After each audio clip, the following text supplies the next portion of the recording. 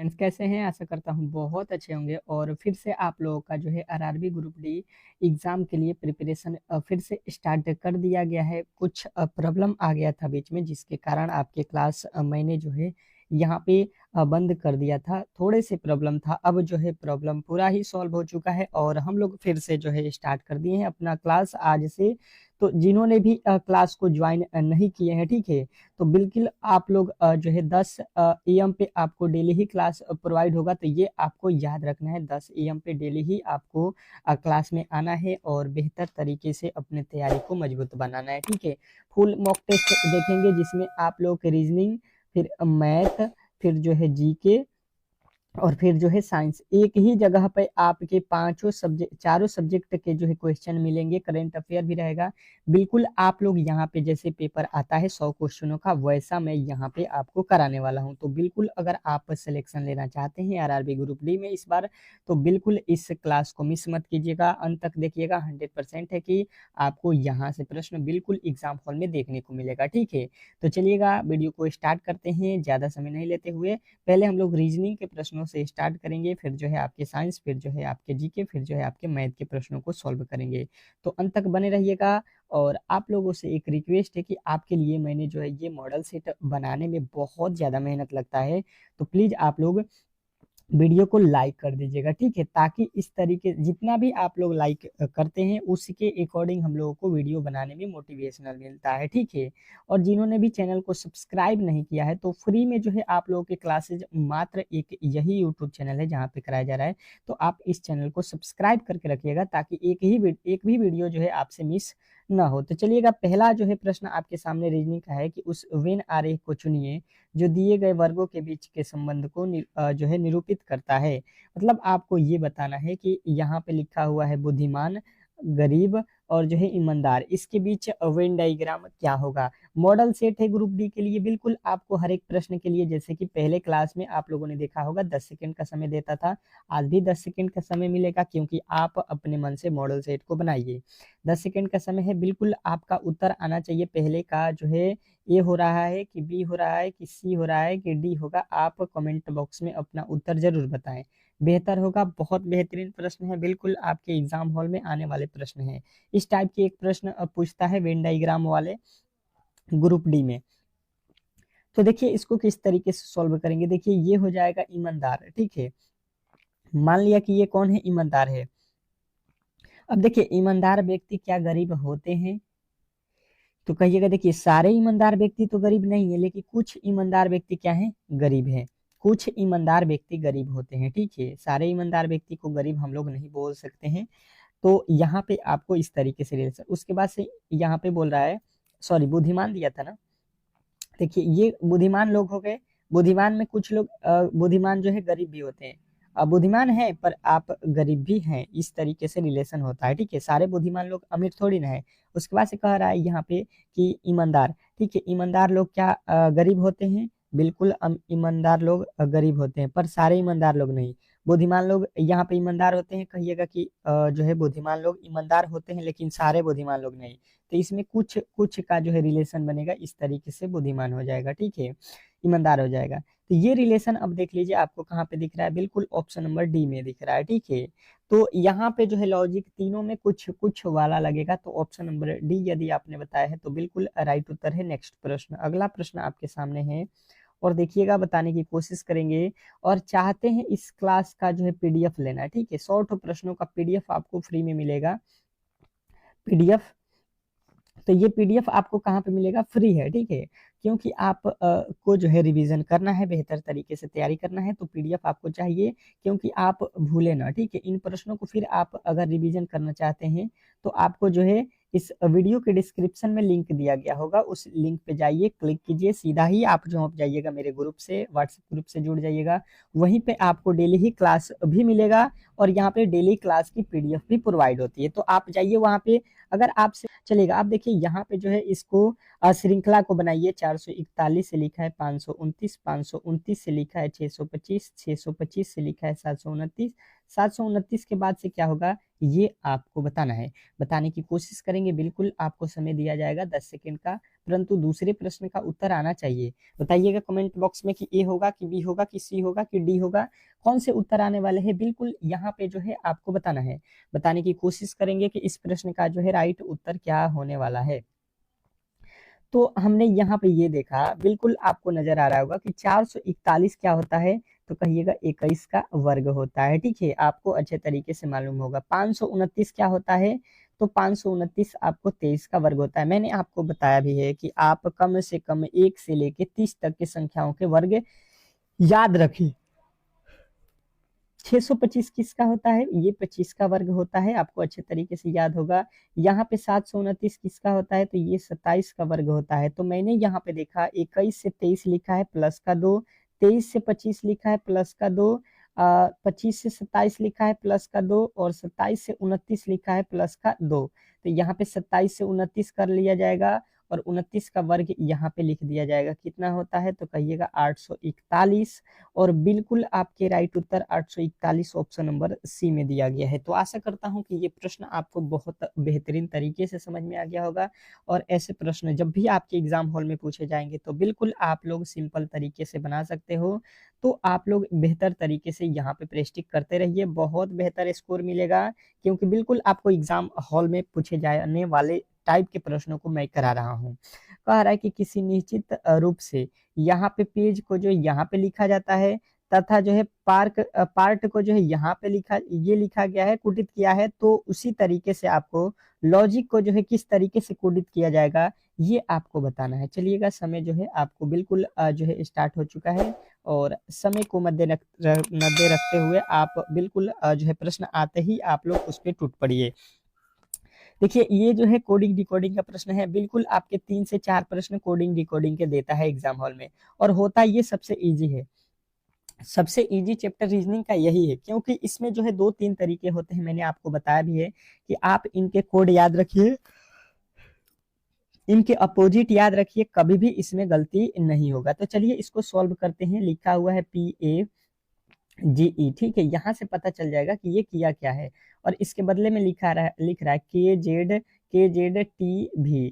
तो अगर देखेंगे यहाँ पे, तो हमें क्या दिख रहा है, पी से के दिख रहा है। ठीक है, तो पी होता है कितने पे, 16 पे, और के होता है कितना पे, 11 पे। तो यहां से देखेंगे 16 से 11 जाना है, तो यहाँ पे तो माइनस का 5 किया है, ये होता है 1 पे, और ये होता है 26 पे। कोई लॉजिक आपको समझ में आया, कहिएगा कि नहीं। ये तो यहाँ पे 5 माइनस किया गया था, यहाँ पे तो सीधा ही 25 जोड़ रहा है। मतलब ये हुआ कि अब अपोजिट वाला लॉजिक से समझिए। देखिए, ये जो पी है, पी का अपोजिट यहाँ पे के होता है, ए का अपोजिट आपको मालूम है जेड होगा। ठीक है, ए का अपोजिट बिल्कुल याद है, जी का टी होता है, और ई का भी होता है। ये जो है अपोजिट लिखा गया है मेरे दोस्त। अब जो है आपने देख लिया कि अपोजिट लिखा गया है, बिल्कुल यहाँ पे भी अपोजिट पी का के लिखा है, ए का जेड लिखा है, आर का आई होता है, टी का जी होता है। तो आपसे लॉजिक का पूछा गया है, तो बिल्कुल आप निकाल सकते हो, आपको याद होगा। एल का अपोजिट क्या होता है, तो एल का अपोजिट ओ होता है, ओ का अपोजिट क्या होता है, एल होता है, जी का अपोजिट क्या होता है, टी होता है, आई का अपोजिट आर होता है, सी का अपोजिट क्या होता है, तो सी का अपोजिट होता है एक्स। अब देखिए अंत में जो है आपके एक्स होना चाहिए, बिल्कुल राइट उत्तर आपके किस में दिया गया है, ऑप्शन नंबर आपके बी में। तो आशा करता हूं कि ये प्रश्न आपको बहुत अच्छे तरीके से समझ में आ गया होगा। अपोजिट का लॉजिक लगाना था, और बिल्कुल आपका राइट उत्तर आ जाता। नेक्स्ट प्रश्न देखिएगा आप लोगों के सामने आ चुका है, और अगला प्रश्न कह रहा है कि नीचे दिए गए विकल्पों में से संबंधित संख्या का चयन करें। निम्नलिखित विकल्पों में से दिए गए शब्द का जो है आपको संबंधित शब्द का जो है चयन करना है, बताने की कोशिश करेंगे। बिल्कुल जो है बहुत इंपॉर्टेंट प्रश्न है आपके एग्जाम हॉल के लिए। ये प्रश्न वीवीआई कर लीजिएगा, इस टाइप के प्रश्न आपके एग्जाम हॉल में पूछेगा, और वहां पे आपको प्रॉब्लम होगी, ये मुझे मालूम है। तो आप यहाँ पे पहले ट्राई कीजिए, जितने भी प्रश्न मैं करा रहा हूँ यहाँ पे पहले खुद से ट्राई करिए। अब होगा क्या, इसको थोड़े से अच्छे तरीके से देख लेते हैं। यहाँ पे थोड़े से अच्छे तरीके से इसको किस तरीके से देखेंगे, आ जाइए। बिल्कुल बेहतरीन प्रश्न है, एग्जाम हॉल में आने वाले प्रश्न है। तो यहाँ पे आपको थोड़े से अलग तरीके से इस प्रश्न का सॉल्यूशन करना होगा। मैंने देखा 3 से लिखा हुआ है 4, तो बोलेंगे कि प्लस का 1 किया है, 29 से 31 लिखा है, यहाँ पे तो प्लस का 2 किया है, तो यहाँ से 7 है, 7 के बाद अगर प्लस का 1 करते हैं, ठीक है, तो ये हो जाएगा 8। 8 तो ऑप्शन में ही नहीं है, अगर 2 प्लस करते हैं तो 9 होगा, जो कि 9 तो ऑप्शन नंबर ए में है। तो क्या ये सही है? क्या ये जो बता रहे हैं ये सही है? तो कहेंगे बिल्कुल सही नहीं है। क्यों? क्योंकि मुझे यहाँ पे मालूम है कि मैंने देखा कि 3 के बाद 4, जो सॉरी 2 के बाद 3, 29 के बाद 31, ये क्या है? ये क्या है? अभाज्य संख्याएं हैं। क्या लिखा गया है? अभाज्य संख्या, ठीक है, ये लगातार अभाज्य संख्याएं लिखा गया। 2 के बाद अभाज्य संख्या 3 होता है, 29 के बाद अभाज्य संख्या 31 होता है, तो 7 के बाद अभाज्य संख्या कितना होता है? 11। 9 मत बोल दीजिएगा, 9 विषम संख्या होता है, तो बिल्कुल आपका गलत हो जाएगा। इस तरीके से आपका राइट उत्तर बनेगा ऑप्शन नंबर आपका सी। तो ये लॉजिक आपको बिल्कुल ही मालूम होना चाहिए, ठीक है। कभी भी इस तरीके के अब प्रश्न आए तो आप लोग सॉल्व कर सकते हो। नेक्स्ट प्रश्न देखेंगे, आप लोगों के सामने आ चुका है कि उस विकल्प का चयन करें जिससे दिए गए संख्याओं के बीच का संबंध अन्य विकल्पों में दिए गए संख्याओं के बीच के संबंध से भिन्न है। अब जो है यहाँ पे आपको भिन्न बताना है। भिन्न मतलब क्या होता है? अलग। तो आप देखिए 3 एक जैसे लिखे गए होंगे और एक अलग है, तो अलग कौन सा है ये आपको बताना है। बताने की कोशिश करेंगे, बिल्कुल 10 सेकेंड आपका स्टार्ट है। 10 सेकेंड स्टार्ट है। 4 ऑप्शन देखिए यहाँ पे आपके, और चारों में से 3 एक जैसे हैं, एक अलग है। अलग वाला जो है वो बिल्कुल आपका राइट उत्तर है। अलग वाले की पहचान करना है। भिन्न बोलिए, अलग बोलिए, आपको असंगत बोलिए, ये सारे ही एक ही बात होता है। तो लॉजिकली अगर हम देखेंगे तो वैल्यू तो बहुत बड़ा है, ठीक है। तो इसमें हम देखेंगे ये 8 का 8 लिख दिया, ये 7 का 7 लिख दिया, और ये 4 पहले लिख दिया, ये 3 बाद में लिख दिया। अच्छा, ये 5 लिखा हुआ है, यहाँ से देखिए 8 पहले लिख दिया, 8 के बाद 6 लिख दिया, 6 के बाद यहाँ पे 5, 5 के बाद 2। तो मुझे कुछ आइडिया लगाइए कि यहाँ पे तो पलटने वाली आइडिया नहीं है, इधर का उधर नहीं किया है। इसने ये किया है कि यहाँ पे जो लिखा गया इसको यहाँ पे घटते क्रम में लिखा है, ठीक है। देखिए पहले सबसे बड़ा, बड़ा से छोटा होते जा रहे हैं। यहाँ पे भी देखिए घटते क्रम में लिखा है, 9 से 8, 8 से 7, 7 से 3 लिखा है। यानी कि देखिए यहाँ पे भी घटते क्रम 7 से 8 से 7, 7 से 4, 4 से 3, 8 से 6, 6 से 5, 5 से 2, 8 से 7, 8 से 9 से 8, 8 से 7, 7 से 3। यहाँ पे देखिए क्या घटते क्रम में है, देखिए 6 से तो 4 घटते क्रम में है, 4 से यहाँ पे 2 होना चाहिए, 2 के बाद 1 होना चाहिए, ये यहाँ पे 2 पहले लिख दिया है। बिल्कुल आपका जो है यहाँ पे बिल्कुल आपका अलग कौन सा हो जाएगा? तो ऑप्शन नंबर आपको बताना है ए। ए जो है यहाँ पे बिल्कुल अलग हो जाएगा, क्योंकि ये जो है घटते क्रम में नहीं लिखा गया है, ठीक है। नेक्स्ट प्रश्न की ओर चलेंगे, और अगला प्रश्न आपके सामने कह रहा है, छठा नंबर प्रश्न, कि दिए गए पैटर्न को ध्यान पूर्वक अध्ययन करें और प्रश्नवाचक चिन्ह को ज्ञात करें, ठीक है। अब जो है प्रश्नवाचक चिन्ह को ज्ञात करना है। जैसे कि आप यहाँ पे थोड़े से प्रश्न को देखकर घबरा गए होंगे, परंतु है बहुत ही इजी। दिमाग लगाइए, दिमाग दौड़ाइए। दौड़ाएंगे तो बन जाएगा, अगर भागेंगे तो नहीं बन पाएगा, ये भी आपको ध्यान देना है। तो भागना नहीं है, लड़ना है हमको, कोशिश करना है बनाने की। बनेगा तो बेहतर है, नहीं बनेगा तो उससे भी बेहतर है कि हम सीख जाएंगे ऐसे प्रश्नों को, ठीक है। अगर एग्जाम हॉल में जाएंगे तो ऐसे प्रश्न आएगा, तब वहां पे किस तरीके से सॉल्व करिएगा, ये भी आपको यहाँ पे सोचना पड़ेगा। तो पहले आप यहाँ पे ट्राई करने का मौका मिल रहा है, बिल्कुल ट्राई कीजिए। इसके दो लॉजिक होते हैं। पहला लॉजिक ये होता है कि हम इसके अंकों को जोड़ लेते हैं, तो ये 5 4 9 9 3 12 हो गया। उसके बाद से इस यहाँ पे अंकों को जोड़िए, 5 3 8 8 5, यहाँ पे 13 13 1 14 14 1 15 हो रहा है, ठीक है। उसके बाद से यहाँ पे जोड़ते हैं 3 6 9 9 8 17 1 18 18 3 21 21 3 कितना होता है? 24। उसके बाद से यहाँ पे जोड़ लेते हैं, तो 9 9 8 17 17 3 20 4 24 हो गया है। और यहाँ पे जोड़ रहे हैं तो कितना? 9 3 12 हो रहा है, और क्या यहाँ पे जोड़ना है कुछ। तो ये तो लॉजिकली देखिए 12 15 24 24, यहाँ पे तो कोई लॉजिक ही नहीं बना यहाँ पे जोड़ने से। कोई लॉजिक मिला? कोई लॉजिक नहीं मिला। अगर होता कि यहाँ पे भी 24 है, यहाँ पे भी 24 है, सभी जगह 24 है, तो यहाँ पे भी जोड़ने से हमको 24 बनाना होता है। पर ये लॉजिक तो यहाँ पे फॉलो ही नहीं हो रहा है, तो हम तुरंत ही इस लॉजिक को छोड़ देंगे और दूसरे लॉजिक पे आ जाएंगे। दूसरा लॉजिक यहाँ पे क्या होगा कि यहाँ पे देखिए वैल्यू हमें कहाँ पे निकालना है, देखिए यहाँ पे। तो ये 8 कैसे आया, ये 8 कैसे आया, ये 5 कैसे आया, ये 4 कैसे आया, अगर हमें मालूम चल जाएगा तो बिल्कुल हम लोग वाट के स्थान पे वैल्यू पता कर सकते हैं कि क्या होने वाला है। तो हमने देखा ये 3 और जो है 5, ये 3 और 5 को जोड़ देते हैं, कितना होता है 8, और 8 का जो है आधा कर देते हैं, मतलब 2 से भाग दे देते हैं तो होता है 4, जो कि बिल्कुल यहाँ पे लिखा गया। उसके बाद से देखिए इसको जोड़ लेते हैं, 5 3 8, 8 और 1 9, 9 1 10, 10 हुआ। इसको जोड़ने पर 10 में जो है फिर 2 से भाग देंगे क्योंकि इसका आधा करना है, तो ये हो जाएगा 5।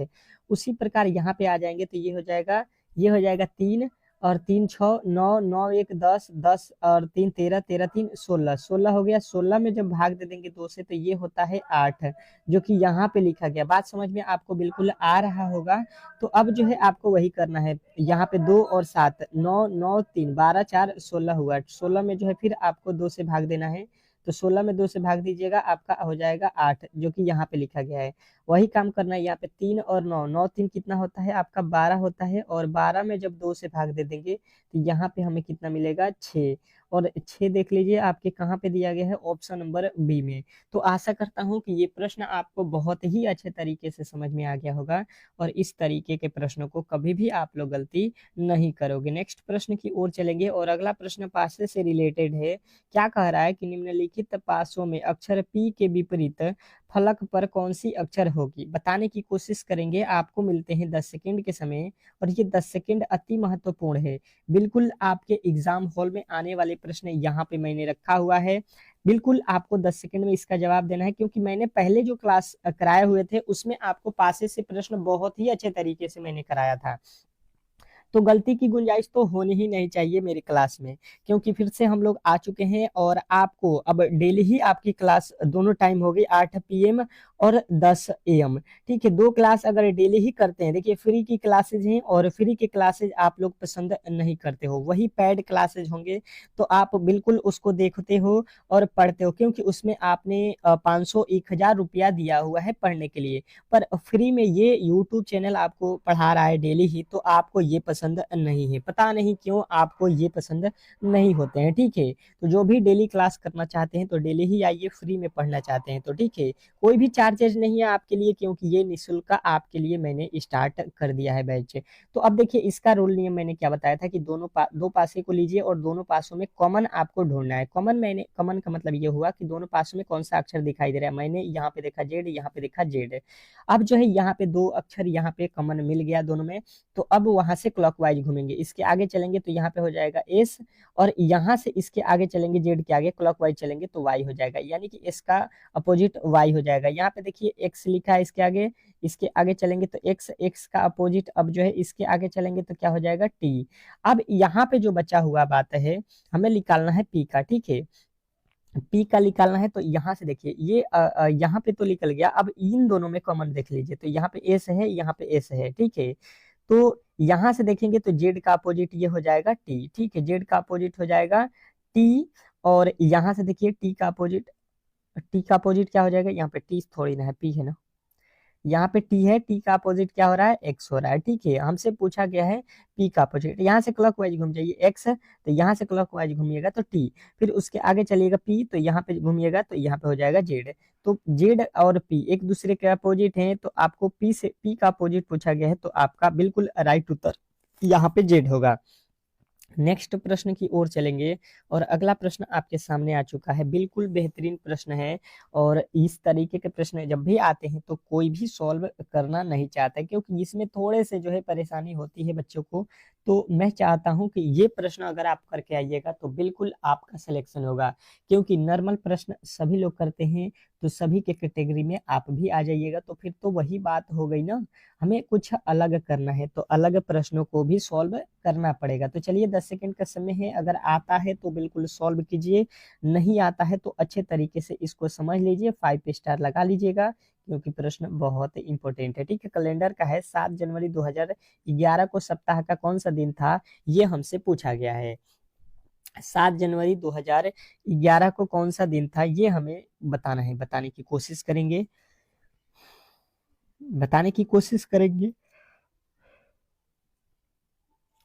तो देखिए सबसे पहले होता क्या है कि यहाँ पे देखिए ये सन देखिए 2011, 11 का लास्ट का 2 डिजिट रखना है हमको, और फिर 11 में जो है 11 में जो है आपको क्या करना है, 4 से भाग देना है।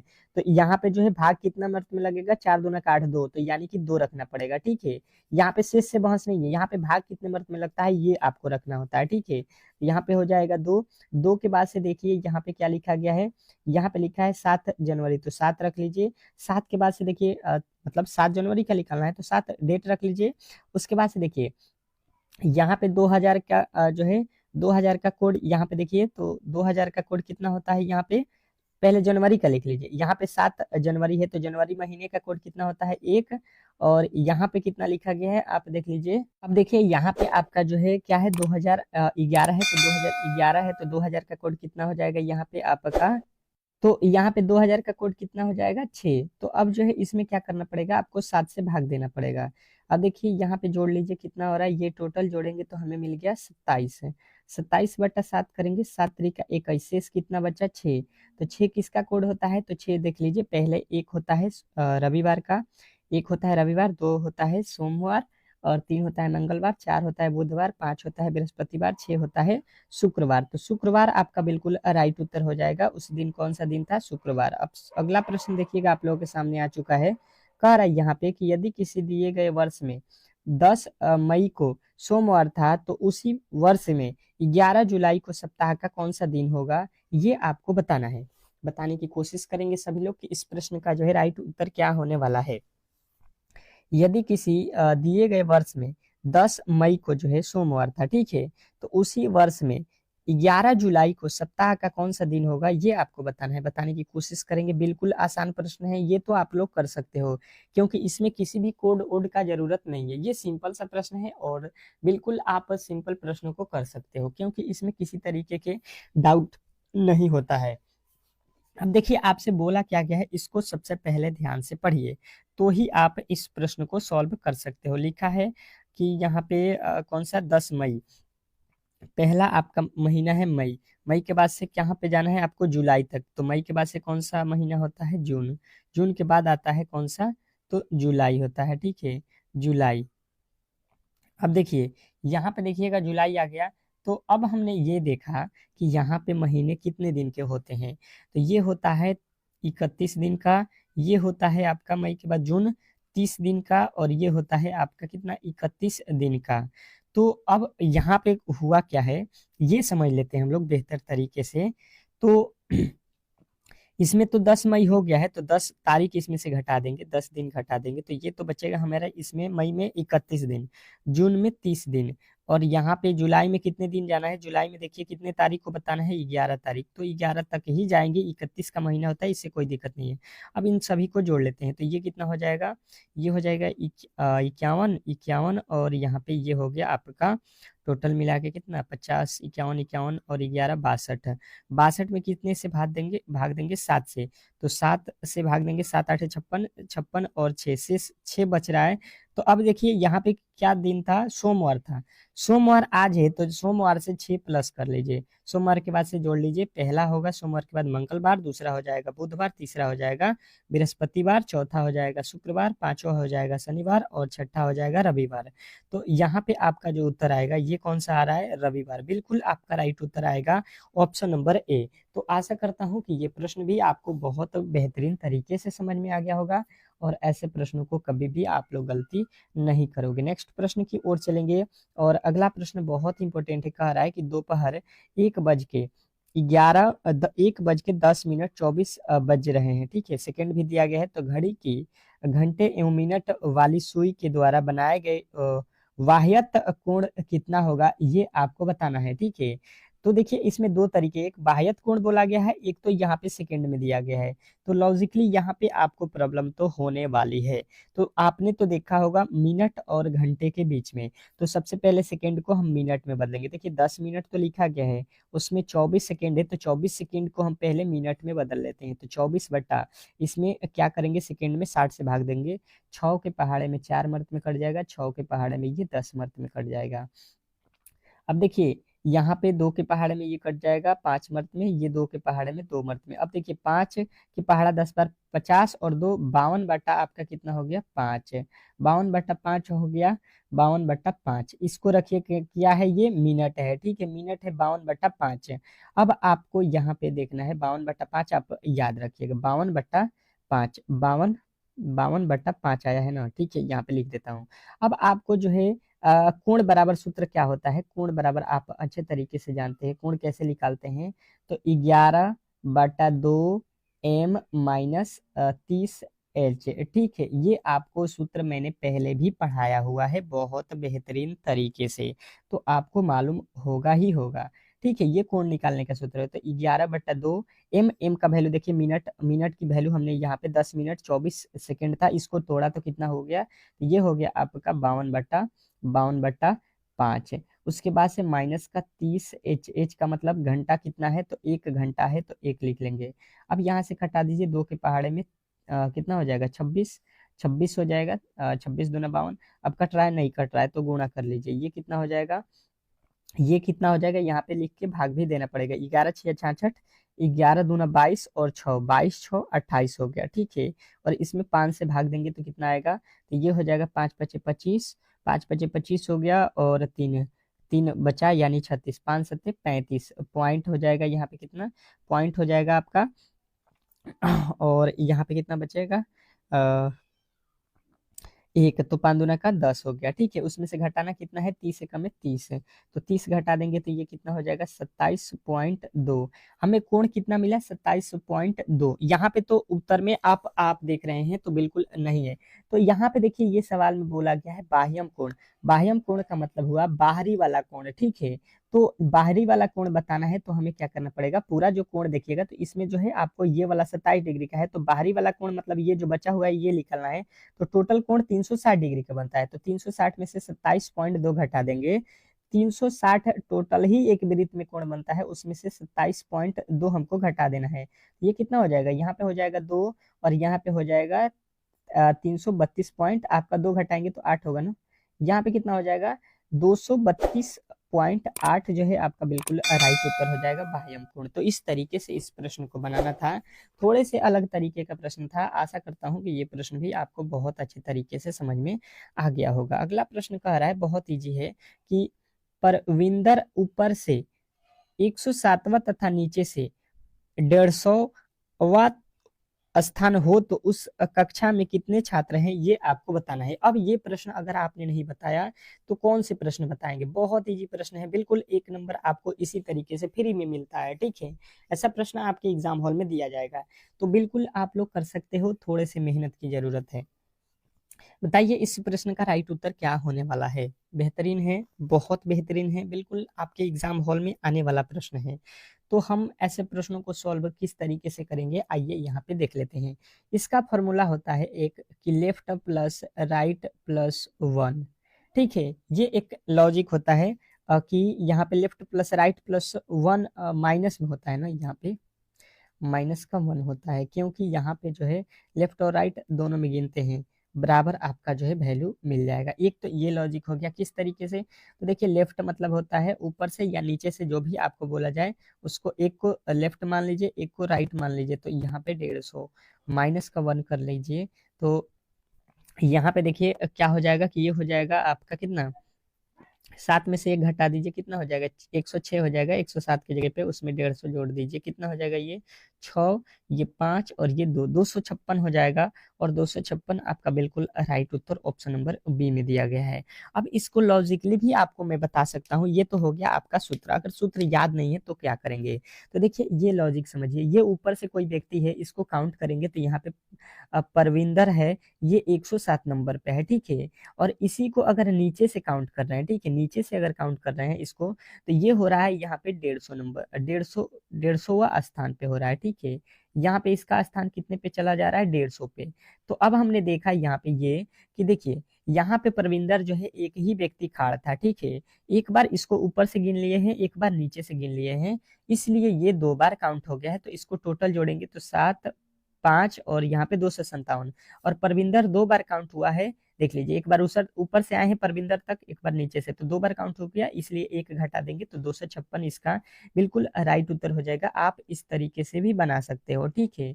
तो दोनों ही तरीके आपको अच्छे तरीके से मालूम होना चाहिए। अगला प्रश्न देखिए, ब्लड रिलेशन का प्रश्न है, बिल्कुल बेहतरीन प्रश्न है और बताने की कोशिश करेंगे। कह रहा है कि डॉलर जो है परसेंटेज का पिता है, ओ जो है एट की माँ है, ठीक है। एट जो है परसेंटेज की माँ है, ओ जो है परसेंटेज से किस प्रकार संबंधित है, ये आपको बताना है।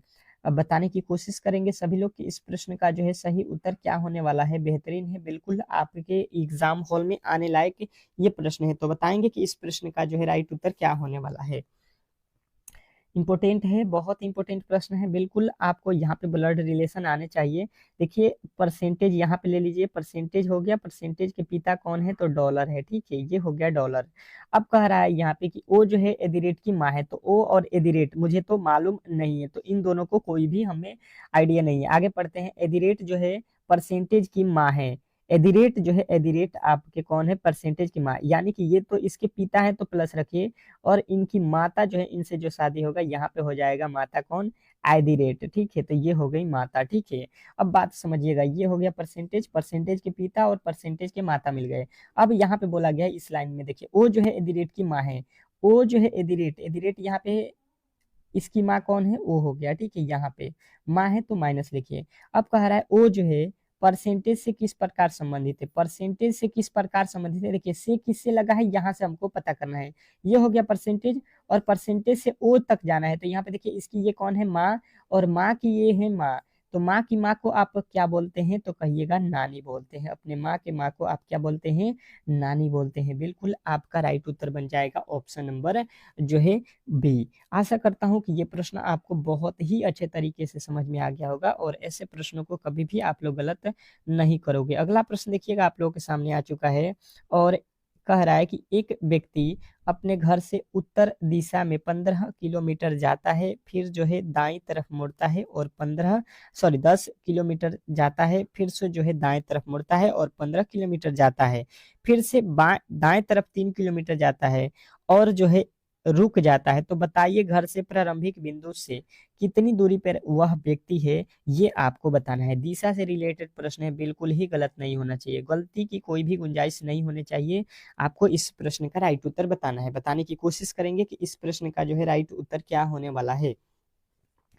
बेहतरीन है, बहुत ही बेहतरीन प्रश्न है, और इस प्रश्न का जो है राइट उत्तर आपके यहाँ पे आने चाहिए। तो इसके लॉजिकली आपको मैं बता देता हूँ पहले दिशा, ठीक है, थोड़े से हिंट दे देता हूँ यहाँ पे, समझिएगा।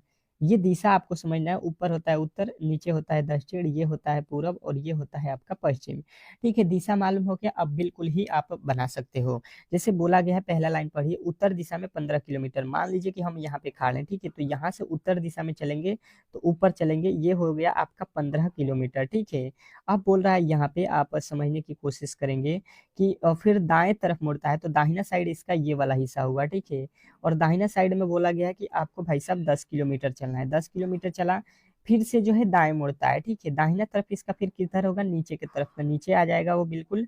और फिर बोल रहा है कि 15 किलोमीटर चलता है, तो ये फिर से 15 किलोमीटर चल गया, फिर से जो है दाईं तरफ मुड़ता है, तो दाईं तरफ यहाँ आने के बाद दाईं तरफ मुड़ेगा, यानी कि इधर मुड़ जाएगा, ठीक है। और चला कितना है, 3 किलोमीटर, चला कितना है, 3 किलोमीटर। तो बचा कितना है, ये आपसे पूछ रहा है कि घर से, इसका जो घर है यहाँ से ये कितने दूरी पे है। तो हमने यहाँ पे ये देखा कि भाई साहब ये टोटल 10 किलोमीटर की दूरी है, ये टोटल कितनी की है, 10 की है, ये 10 की दूरी है, जिसमें से हमने 3 तय कर लिया। तो 10 में से 3 को जब माइनस करेंगे तो हमें बाकी कितना है दूरी, तो 7 किलोमीटर, यानी घर से वो 7 किलोमीटर दूरी पे है। तो आशा करता हूँ कि आप इस प्रश्न को बहुत ही अच्छे तरीके से समझ गए होंगे, और ऐसे प्रश्नों में कभी भी आप लोग गलती नहीं करोगे, ठीक है। अब चलते हैं आगे, और आगे प्रश्नों को सॉल्व करते हैं। अगला प्रश्न आपके सामने है, बिल्कुल आपका उत्तर यहाँ पे आना चाहिए, बेहतरीन तरीके से सभी का जवाब यहाँ पे आना चाहिए। देखिए अब जो है आपके अलग प्रश्न स्टार्ट हो चुके हैं। साइंस का पहला प्रश्न आ चुका है, और 25 ठो साइंस के मैंने आज प्रीवियस ईयर के प्रश्नों को उठाया हुआ है। देखिए ये हर एक जो है प्रश्न आज के जो मैं कराने वाला हूँ साइंस के, वो पूछा गया प्रश्न है। तो बिल्कुल आपके कम कम से कम 25 में से 15 प्रश्न तो आपको सॉल्व करना बिल्कुल यहाँ पे अनिवार्य है, ठीक है। तो देखते हैं कि कौन कौन इसमें से 15 प्लस साइंस के प्रश्नों को सॉल्व करता है। पहला प्रश्न कह रहा है यहाँ पे कि सेलुलर और जो है मॉलिक्यूलर जीव विज्ञान का जो है केंद्र स्थित है। बोला है यहाँ पे कि सेलुलर और मॉलिक्यूलर जीव विज्ञान के केंद्र स्थित है, मतलब कहाँ पे स्थित है ये आपको बताना है। बताने की कोशिश करेंगे कि पहले जो है प्रश्न का राइट उत्तर क्या होने वाला है। तो आपके उत्तर आएगा कि ये जो है आपके कहाँ पे है, तो ये सेलुलर और जो है मॉलिक्यूलर जीव विज्ञान का केंद्र जो है हैदराबाद में स्थित है। नेक्स्ट प्रश्न की ओर चलेंगे और अगला प्रश्न आपके सामने है। कह रहा आपका अगला प्रश्न कि centre for DNA finger printer and diagnostic स्थित है, मतलब कहाँ पे स्थित है ये भी। Centre for DNA finger printer and diagnostic स्थित है, कहाँ पे स्थित है बताइए। तो आपके जो राइट उत्तर यहाँ पे बनेगा ये जो है ये भी आपका हैदराबाद में ही है, ठीक है। तो ऑप्शन नंबर ए के साथ आपको जाना है। नेक्स्ट प्रश्न देखिएगा आप लोगों के सामने आ चुका है कि जंतु कोशिका पादप कोशिका से भिन्न होती है क्यों। उसमें क्या होता है कि भिन्न होता है। जंतु कोशिका जो होती है वो पादप कोशिका से भिन्न होती है, क्यों होती है ये आपको बताना है। बताने की कोशिश करेंगे, ऑप्शन बिल्कुल ही आपके सामने है, ठीक है। तो राइट उत्तर आपको यहाँ पे देना पड़ेगा। तो आप कहिएगा कि ये जो है इसमें क्या होता है, कोशिका भीति नहीं होती है। दूसरा क्या होता है, हरित लवण नहीं होता है। तीसरा क्या होता है, तारक केंद्रक होते हैं। और चौथा होता है हीमोग्लोबिन होते हैं। तो ये सभी आपके उत्तर हो जाएंगे ऑप्शन नंबर ई। तो आशा करता हूं कि ये प्रश्न आपको बहुत अच्छे तरीके से समझ में आ गया होगा और ऐसे प्रश्नों को गलती नहीं करना है। नेक्स्ट प्रश्न की ओर चलेंगे और अगला प्रश्न आपके सामने कह रहा है कि निम्नलिखित में से किसने यह मूल जो है अवधारणा प्रस्तुत की है कि सभी जीव कोशिकाओं से बने होते हैं। बताना है आपको कि निम्नलिखित में से यह किसने कहा अवधारणा दिया है कि जो है कि सभी जीव जो है कोशिकाओं से बने हैं। तो आपका राइट उत्तर बनेगा ये आपके कौन बोला है, तो आपके उत्तर बनेगा कि यहाँ पे रॉबर्ट हुक और जो है एम जे थ्राइडेन ने, यानी कि उपयुक्त दोनों जो है आपके सही है, ठीक है। नेक्स्ट प्रश्न देखेंगे आप लोगों के सामने आ चुका है। कह रहा है यहाँ पे कि निम्नलिखित में से कौन सा शहर के उत्तकों की वृद्धि विकास में सुधार के लिए जो है महत्वपूर्ण है।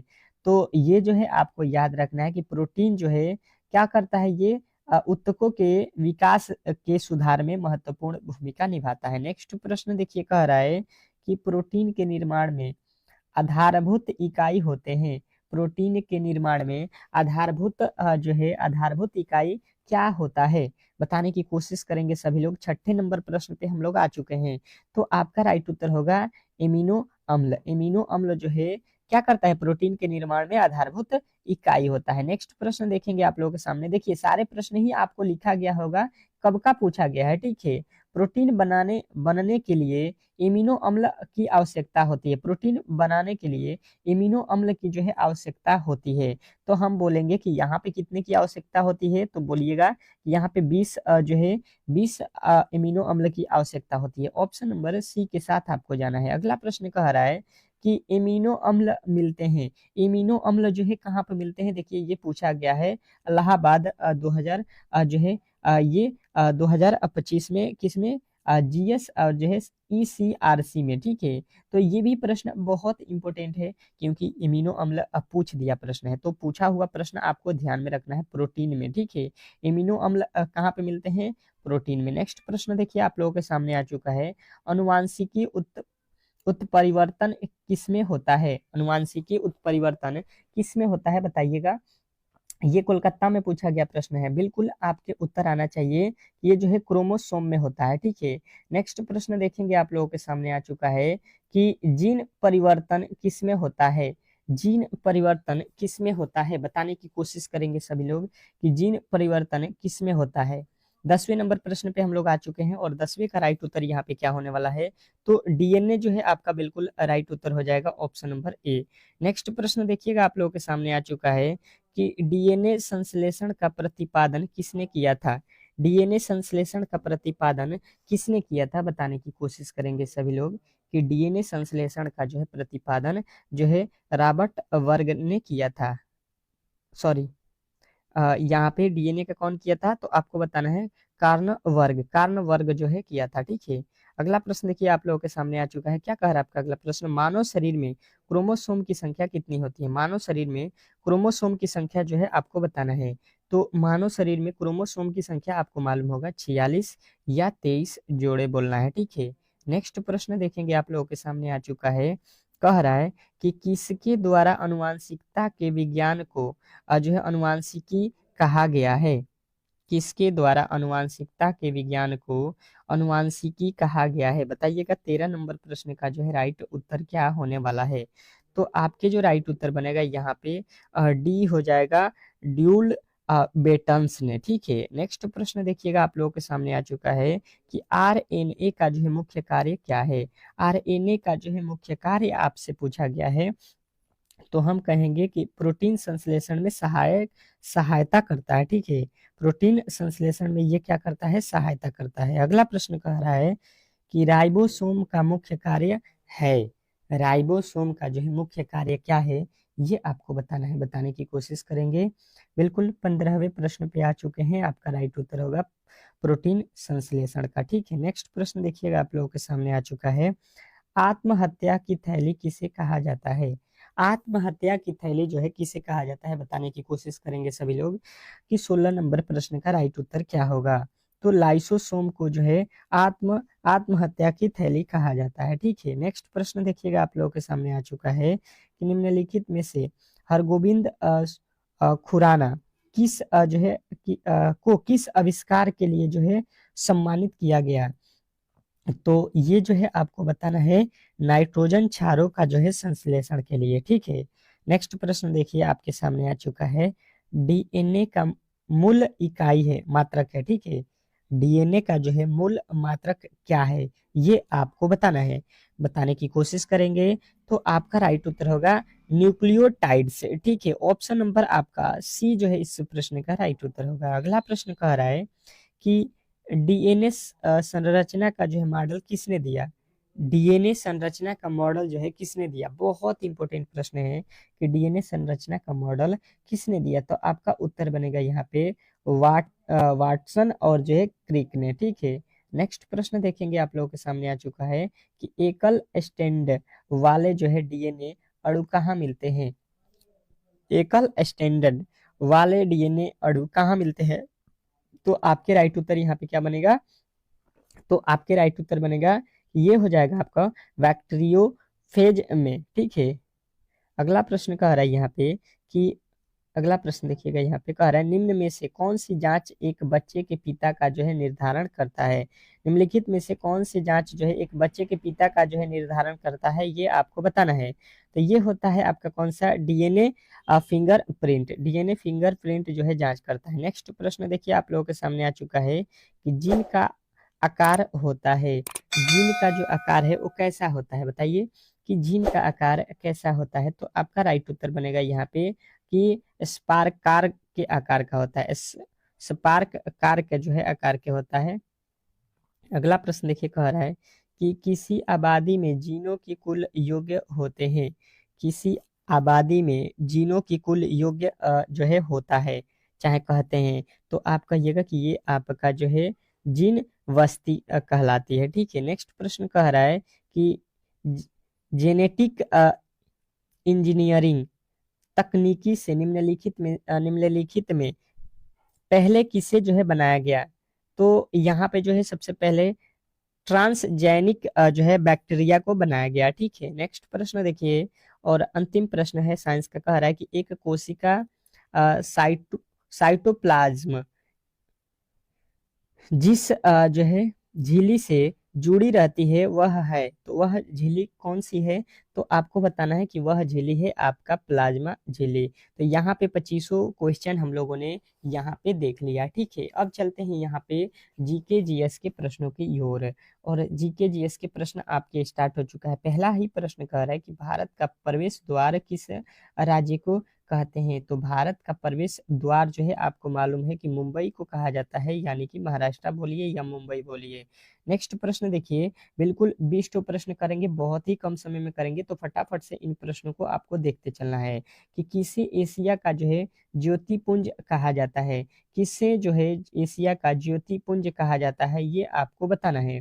बताने की कोशिश करेंगे बिल्कुल। दूसरे का जो है राइट उत्तर आपका क्या हो जाएगा? गौतम बुद्ध। तो ऑप्शन नंबर आपका सी जो है इस प्रश्न का 100% सही उत्तर होगा। आशा करता हूँ कि ये प्रश्न भी आपको बहुत अच्छे तरीके से समझ में आ गया होगा।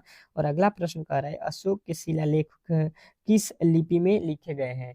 अशोक के शिलालेख किस लिपि में लिखे गए हैं, बताने की कोशिश करेंगे सभी लोग। तो सबका उत्तर आएगा ब्रह्मी लिपि। ठीक है, अशोक के शिलालेख किस लिपि में लिखा गया है? तो ब्रह्म लिपि आपका बिल्कुल राइट उत्तर होगा। नेक्स्ट प्रश्न कह रहा है कि भारत की सबसे ऊंची पर्वत चोटी कौन सी है? भारत की सबसे ऊंची पर्वत चोटी कौन सी है, बताने की कोशिश करेंगे कि आपका जो है राइट उत्तर क्या होने वाला है। तो आपका उत्तर बनेगा गार्ड विन जो है आस्टीन। गार्ड विन आस्टीन जो है आपका बिल्कुल राइट उत्तर होगा। नेक्स्ट प्रश्न देखिए, कह रहा है कि इतिहास का पिता या जनक किसे कहा माना जाता है? इतिहास का पिता या जनक किसे माना जाता है? तो यहाँ पे आपका राइट उत्तर क्या बन जाएगा? तो ऑप्शन नंबर ए, हेरोडोट्स। अगला प्रश्न देखिए आपके सामने आ चुका है। क्या कह रहा है आपका अगला प्रश्न कि भारत में सबसे बड़ा पशुओं का मेला कहाँ लगता है? भारत में पशुओं का सबसे बड़ा मेला जो है कहाँ पे लगता है?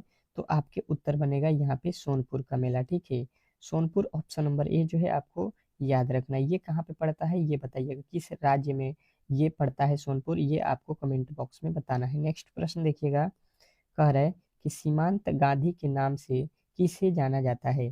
सीमांत गांधी के नाम से किन्हें जाना जाता है? तो बिल्कुल राइट उत्तर बनेगा खान अब्दुल गफार खान जो है आपका बिल्कुल राइट उत्तर, ऑप्शन नंबर डी। नेक्स्ट प्रश्न कह रहा है कि भूदान आंदोलन किसने प्रारंभ किया था? भूदान आंदोलन किसने प्रारंभ किया था, बताने की कोशिश करेंगे आप लोग कि भूदान आंदोलन किसने प्रारंभ किया। 8वें नंबर प्रश्न का जो है राइट उत्तर क्या होगा? तो ये जो है आपको बताना है विनोबा भावे। विनोबा भावे जो है आपका बिल्कुल राइट उत्तर है। नेक्स्ट प्रश्न कह रहा है कि 1857 के विद्रोह को किस उर्दू कवि ने लिखा था?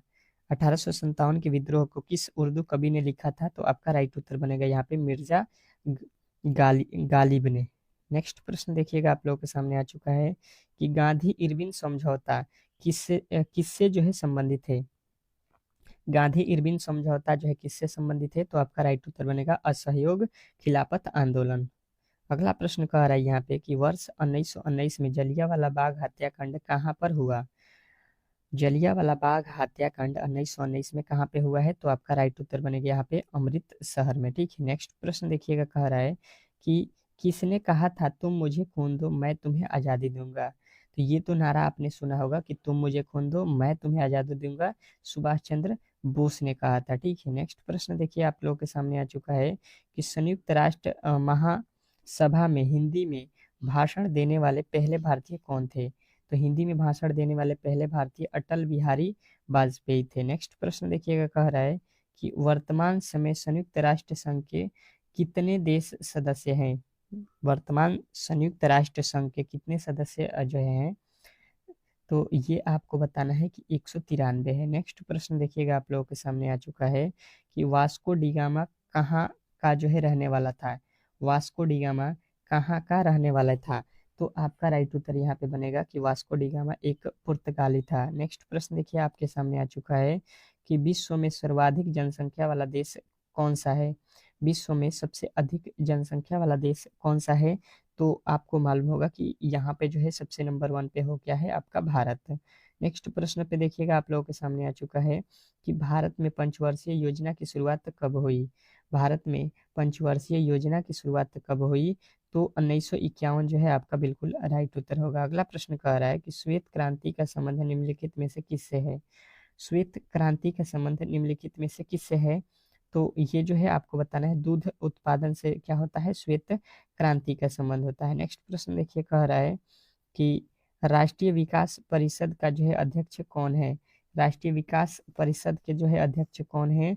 तो बताना है प्रधानमंत्री होते हैं। नेक्स्ट प्रश्न देखिएगा आप लोगों के सामने आ चुका है, योजना आयोग के अध्यक्ष कौन होते हैं? योजना आयोग के अध्यक्ष कौन है? तो ये जो है आपका कौन होता है? प्रधानमंत्री होता है। यहाँ पे आपके ऑप्शन नंबर जो है बी। तो इस तरीके से आपके जो है टोटल यहाँ पे 20 प्रश्न जो है आपके जीके जीएस के भी हम लोगों ने कंप्लीट कर लिया। अब चलते हैं यहाँ पे गणित मैथ के प्रश्नों की ओर। और पहला मैथ के प्रश्न आप लोग के सामने है, बिल्कुल इसका जो है जवाब आपको देना है। का पहला प्रश्न आपके सामने है और बिल्कुल आपको अच्छे तरीके से इसको सॉल्व करना है। कह रहा है कि 48,000 की राशि दो भाइयों अनिल और जो है आदित्य में जो है 11:13 के अनुपात में बांटा जाता है। आदित्य का जो है हिस्सा आपको बताना है, यहाँ पे कितना मिलेगा। ठीक है, बहुत इंपॉर्टेंट प्रश्न है, बिल्कुल आपको इस प्रश्न का उत्तर बताना है। बिल्कुल 10 से 20 सेकंड के अंदर ये प्रश्न आपको सॉल्व कर देना है, क्योंकि इससे अधिक का ये जो है समय नहीं लगेगा। ठीक है, तो चलिएगा मेरे साथ सॉल्व करते रहिएगा। अगर आपको ज़्यादा समय चाहिए तो आप क्या कर सकते हैं कि वीडियो को रोक सकते हैं और सॉल्व कर सकते हैं। तो चलिए स्टार्ट करते हैं। जैसे में दिया गया है आदित्य, तो आदित्य का ए से, अनिल लिखा है तो अनिल को ए से लिख देता हूँ, आदित्य को डबल ए से लिख देता हूँ। ठीक है, बोला गया है इसका अनुपात 11:13 है। ठीक है, तो अब जो है देखिए, एक को मिलेगा 11, एक को मिलेगा 13। तो हम देख रहे हैं कि टोटल तो पैसा है 48,000 रुपया। ठीक है, 48,000 है। और टोटल जो है आदमी कितने हो रहे, कितने हमको बांटना है, तो 13 और 11 के अनुपात में। तो यहाँ पे हम क्या करेंगे, यहाँ पे क्या करेंगे कि एक यहाँ पे टोटल हम देखेंगे तो 11 और 13 जोड़ेंगे तो कितना हो जाएगा, 11 13 24 हो गया। ठीक है, टोटल पैसा इन दोनों को मिलाकर दिया कितना जा रहा है, 24। 48/24 कर लेंगे। और किसका हिस्सा पूछा गया, ये तो टोटल पैसा से भाग दिए हैं। अब निकालना किसका है, तो आदित्य का निकालना है। आदित्य देखिए यहाँ पे है कितना, तो 13 इसको देना है, तो 13 से गुणा कर देना है। ठीक है, 13 हिस्सा देना है, तो 13 से इससे गुणा करेंगे, बिल्कुल हमारा जो है राइट उत्तर मिल जाएगा। यहाँ पे 24 दूना यानी कि 2,000 हो गया। ठीक है, अब 2,000 से 13, 13 दूना का कितना हो गया, 26,000 रुपया किसको मिला है, आदित्य को मिला है, यानी कि ऑप्शन नंबर बी। तो बी जो है इस प्रश्न का बिल्कुल राइट उत्तर है। आशा करता हूँ कि ये प्रश्न भी आपको बहुत अच्छे तरीके से समझ में आ गया होगा। नेक्स्ट प्रश्न की ओर चलेंगे और अगला प्रश्न आपके सामने कह रहा है यहाँ पे कि ए किसी कार्य को 40 दिनों में पूरा कर सकता है। यदि ए और बी एक साथ मिलकर उसी कार्य को 30 दिनों में पूरा कर सकते हैं, तो बी अकेले उस कार्य को कितने दिनों में पूरा करेगा, बताने की कोशिश करेंगे। बिल्कुल महत्वपूर्ण प्रश्न है और इस प्रश्न को भी बनाने में 10 से 20 सेकेंड का ही समय लगना चाहिए। ठीक है, बहुत इंपॉर्टेंट प्रश्न है, बिल्कुल आपके एग्जाम हॉल में आने वाले प्रश्न है। तो ऐसे प्रश्नों को आप लोगों को प्रैक्टिस ज्यादा से ज्यादा करके ही जाना है एग्जाम हॉल में। तो आइए इस प्रश्न को सॉल्व करते हैं मेरे साथ। पहला बोला है कोई व्यक्ति है ए। ठीक है, ए कोई व्यक्ति है, यहाँ पे समझिएगा, ए कोई व्यक्ति है, ये कार्य को कर रहा है 40 दिन में। ठीक है, कोई दूसरा कौन है, ए और बी दोनों ही मिलकर कार्य को कितने दिन में कर रहा है, तो ये कर रहे हैं 30 दिन में। ठीक है, अब इस टाइप के जब भी प्रश्न दिया जाए तो आप क्या करिए कि इन दोनों को लिखने के बाद से इसका लॉसो निकालिए। तो 30 और 40 का लॉसो कितना हो जाएगा, 120। अब 120 लिखने के बाद से इसमें 40 से भाग दीजिए, तो 40 से 120 में भाग देंगे 3 हो जाएगा, 30 से इसमें भाग देंगे तो 4 हो जाएगा। ठीक है, मतलब हमारे कहने का मतलब ये है कि ए जो है एक दिन में कितना कार्य करता है, 3। और ए प्लस बी, ए और बी मिलकर दोनों ही मिलकर कार्य करते हैं 4। तो ए का वैल्यू मालूम है कि हमें 3 कार्य कर देता है, तो 4 कार्य करने के लिए यानी कि 3 वैल्यू यहाँ से घटा देंगे तो बी का वैल्यू यहाँ पे निकल गया कितना, यानी कि 1। एक दिन में बी जो है एक कार्य करता है और 3 कार्य एक करता है, तभी जाके 4 कार्य होता है ए और बी मिलाकर। टोटल कार्य हमें बी से कराना है, टोटल कार्य है 120, उसमें जो है आपको ए से कराना है। तो एक दिन में एक कार्य करता है ए, तो 120 कार्य करने में 120 दिन का समय लगेगा, यानी कि ऑप्शन नंबर आपका बिल्कुल ही डी जो है इस प्रश्न का राइट उत्तर है। नेक्स्ट प्रश्न की ओर चलेंगे और अगला प्रश्न आपके सामने है, बताने की कोशिश करेंगे तीसरे नंबर प्रश्न का राइट उत्तर क्या होगा। कह रहा है कि ए अकेला एक काम को 3 दिनों में समाप्त कर सकता है, बिल्कुल उसी तरीके का प्रश्न है। और बी उसी कार्य को 7 दिनों में समाप्त कर सकता है। यदि ए और बी मिलकर 2 दिनों में कार्य करते हैं तो काम का जो है कितने हिस्से शेष बचेगा, शेष कार्य का जो है कितना हिस्सा बच जाएगा, ये आपसे पूछा गया है। तो सबसे पहले देखिए ए लिखा गया है, ए लिख लीजिए। यहाँ पे ए जो है आपके सामने हो जाएगा कितना, तो ए जो है 3 दिन में कर रहा है और बी जो है आपके कितने 7 दिन में कर रहा है। तो इनका लॉसो ले लीजिए, 7 त्रिक 21 हो जाएगा, यानी कि ए जो है एक दिन में 7 त्रिक 21 7 कार्य करेगा और बी जो है यहाँ पे 7 त्रिक 21 3 कार्य करेगा। ठीक है, अब बोल रहा है कि ए और बी मिलकर 2 दिन कार्य करते हैं, ए और बी मिलकर 2 दिन कार्य करते हैं, यानी कि अगर इन दोनों को हम जोड़ देते हैं तो ये कितना हो जाएगा, तो 7 3 10 हो जाएगा। ठीक है, मतलब ए और बी दोनों मिलकर कितने कार्य करेंगे, ए और बी दोनों ही अगर मिल जाते हैं तो ए और बी एक दिन में 10 कार्य कर जाएंगे। ठीक है, ये बोला है कि ए और बी मिलकर 2 दिन कार्य करते हैं, तो एक दिन में 10 कार्य कर रहे हैं, तो 2 दिन में टोटल कार्य कितना कर देंगे, 20। टोटल कार्य कितना है, कितना है, 21 कार्य है। ठीक है, उसमें से 20 कार्य हो जाएगा तो बचेगा कितना, एक कार्य बच जाएगा, कितने में से, तो 21 में से एक कार्य बच जाएगा। यानी हिस्सा जब भी पूछा जाए आपसे तो हिस्सा उसका बताएंगे, 1/21वां हिस्सा बचेगा, जो कि ऑप्शन नंबर डी में दिया गया है। तो बिल्कुल आपका राइट उत्तर यहाँ पे मिल गया, ऑप्शन नंबर डी। नेक्स्ट प्रश्न की ओर चलेंगे, बहुत इंपॉर्टेंट प्रश्न है और बिल्कुल आपका उत्तर यहाँ पे आना चाहिए। क्या कह रहा है आपका अगला प्रश्न, कि 30 लीटर नमक का घोल में 5% नमक, इस घोल में कितने लीटर पानी और मिला दिया जाए ताकि जो है परिमाण घोल में नमक की मात्रा जो है 3% हो जाए। अब जो है बताइएगा इस प्रश्न का राइट उत्तर क्या होने वाला है। चलिएगा बताइएगा इस प्रश्न का जो है राइट उत्तर आपका क्या आ रहा है। बहुत इजी प्रश्न है, थोड़े से आपको जो है यहाँ पे लॉजिकली समझना है। आज के बाद से इस टाइप के प्रश्न जब भी आपके एग्जाम हॉल में पूछा जाएगा तो कभी भी आप ऐसे प्रश्न को एग्जाम हॉल में छोड़ के नहीं आएंगे। ऐसा ट्रिक आपको सिखाने वाला हूँ, केवल आप लोग डेली क्लास में आइए, हर एक टाइप के प्रश्न मैं सिखा दूंगा जो आपके एग्जाम हॉल में प्रॉब्लम क्रिएट करते हैं। ठीक है, तो प्रॉब्लम से बचना है, एग्जाम हॉल में स्कोर अच्छा करना है, सिलेक्शन लेना है, तो डेली क्लास आपको ज्वाइन करना पड़ेगा। बोला क्या गया है कि 30 लीटर के घोल है जिसमें नमक और नमक का घोल जो है 5% है। तो देखिए उसमें पानी होगा, तो हम लिख लेते हैं